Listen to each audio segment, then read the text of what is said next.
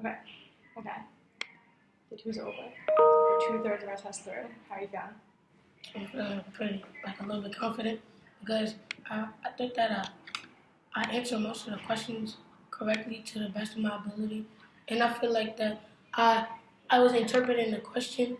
And I was using my game plan, which was like to draw pictures because usually on questions, if I don't draw a picture, then I won't get it correct because I don't have a mind movement. Yeah, nice. And I saw a lot of those things. However, I'm going to let you know, I saw some inconsistencies. But the good news is tomorrow is day 3, so our score isn't over. So I want us to go over 2 questions right now.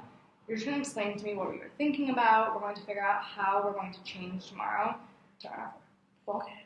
So number 30, just take me through the problem the way you solved it originally this morning. If the ratio of red to blue socks is Gary's sock drawer is 4-3, and he has 16 red socks, how many total socks are there in the sock drawer? So immediately I drew a ratio table because a part of my game plan is drawing pictures, but also it gives me a visualization of the red socks to blue socks. So I did that, and basically to me the question was asking how many. So since he had 16 red socks, so I had to find out the amount of blue socks. So I said 4-3. Mm-hmm. Then I did 8-6, 12-9, and 16-12. How do you know that? I knew that because I had to keep going at a constant rate, which meant to add 4 and to keep adding 3. Okay, so my answer I got was 12 because I already know that in the question it already had 16 red socks, so there was 12 blue socks. Okay, so what was the question asking you? How many total socks are there in the sock drawer?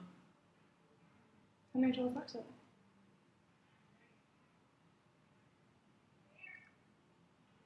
28. So what happened?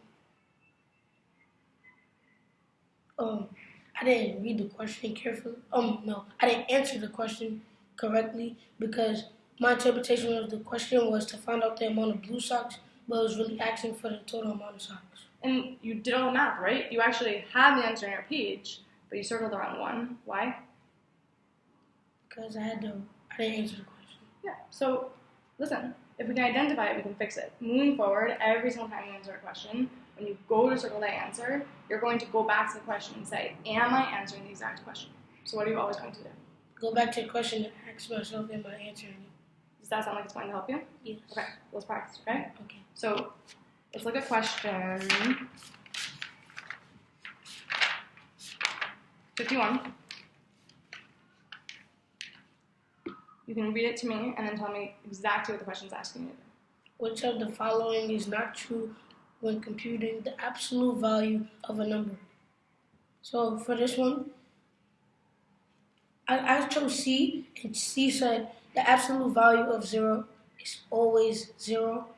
And I picked that answer because I felt that as if, like, for example, what I put on my paper is that if I have -3 and I see the absolute value, and that'll be 3. And that's why I picked that because, like, the absolute value of 0 is always going to be 0. Is that true? Oh, yeah, it is. And what is the question asking you? Which is not true. So could C be your answer if you said it's true? No. Okay, so now I want you to practice. I want you to figure out what is your answer if you're answering the exact question that's asking. Okay.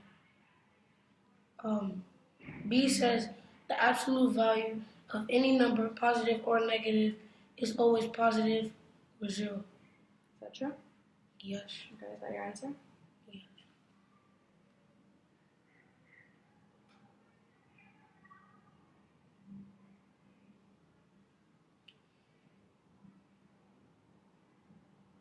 Oh, no, it's not. Why not? It's not always going to be positive or 0.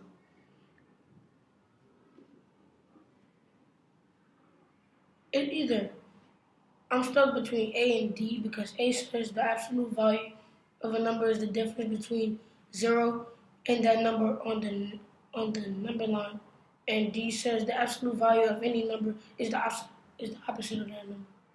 So I think the answer that mostly makes sense would be A. Why? Because if I have -3 and I have 3 and I have 0 in the middle, it's the same distance from each other. It's just going in the opposite direction.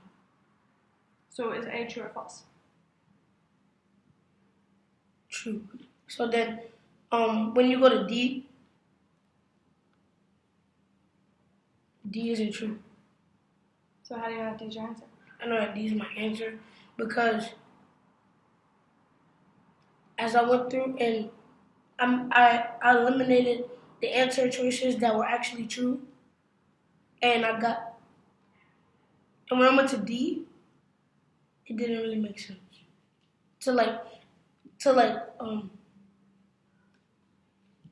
It didn't make sense to the question. Because what's the question asking? Which of the following is not true when computing the absolute value of a number? Okay, so every time we're answering a question and you circle your answer, what are you individually going to do? Ask myself if my answer makes sense to the question. Good. If, Mackay, you do that consistently, I'm telling you, the reward is going to be in your score, right? But the ultimate consequence, Mackay, is going to be that you're getting it wrong, right? Because you just proved if you do it the right way, you get 2 more points than you do in your test. You need to know, additionally, I'm going to be holding you accountable to this. If I see you not asking yourself, am I answering the exact question? Okay. Okay? However, it's going to feel good when you're getting the questions right because you're doing it. So one more time, every single question you answer, what are you going to do? You make sure that the answer that I got makes sense to what the question is asking me. Nice. Regular takeaway.